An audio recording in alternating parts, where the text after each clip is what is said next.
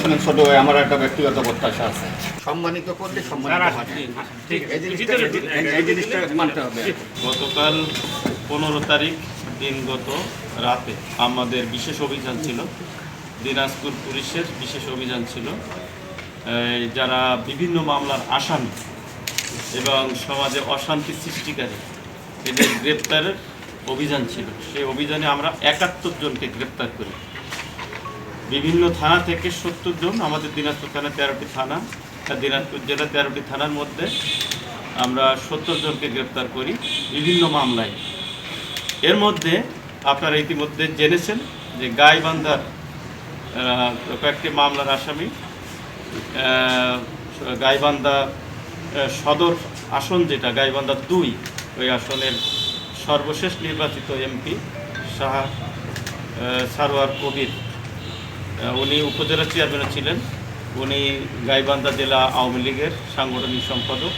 এনার নামে মামলা থাকার কারণে এখানে একটা বাসায় আত্মগোপনে ছিলেন, সেখান থেকে তেনাকে আমরা গ্রেপ্তার করি। তো টোটাল গত রাতে আমাদের অভিযানে 71 জন গ্রেপ্তার হয়, অর্থাৎ এক রাতে আমরা 71 জন গ্রেপ্তার করি। তো এখন ওনাকে আমরা গাইবান্ধা পুলিশের কাছে হস্তান্তর করছি। আর অন্য মামলায় যারা বিভিন্ন থানা থেকে গ্রেপ্তার হয়েছে তারা থানার কার্যক্রম সম্পন্ন হয়ে আমরা দিনাজপুর কোর্টে তাদেরকে বাকি 70 জনকে হস্তান্তর করব। শুনেন ছোট ভাই, আমার একটা ব্যক্তিগত প্রত্যাশা আছে।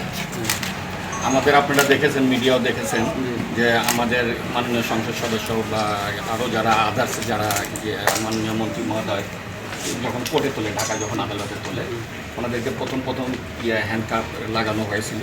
ওনাদের পক্ষ থেকে প্রোটেস্ট করা হয়েছিল যে আমরা তো চোর ডাকাত নেই, আমরা তো পার্লামেন্ট সদস্য, আমাদেরকে কেন হ্যান্ডকাপ লাগাবেন? আর আমরা তো কোনো প্রকার জেদাজেদি করতেছি না। আপনি তো আমি যেটা আমাকে হ্যান্ডকাপটা খুলে দিলে, কারণ সম্মানিত একটু সাংবাদিক ভাইদের উদ্দেশ্য একটু বলি, সম্মানিত করলে সম্মানিত হয়।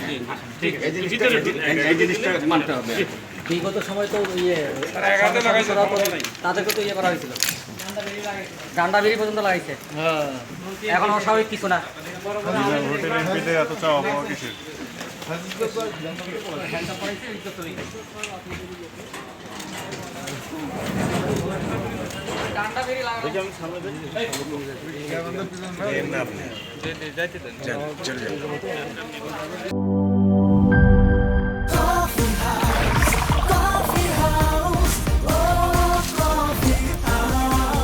কফি হাউস, প্রতি চুমুকে আড্ডা জমে।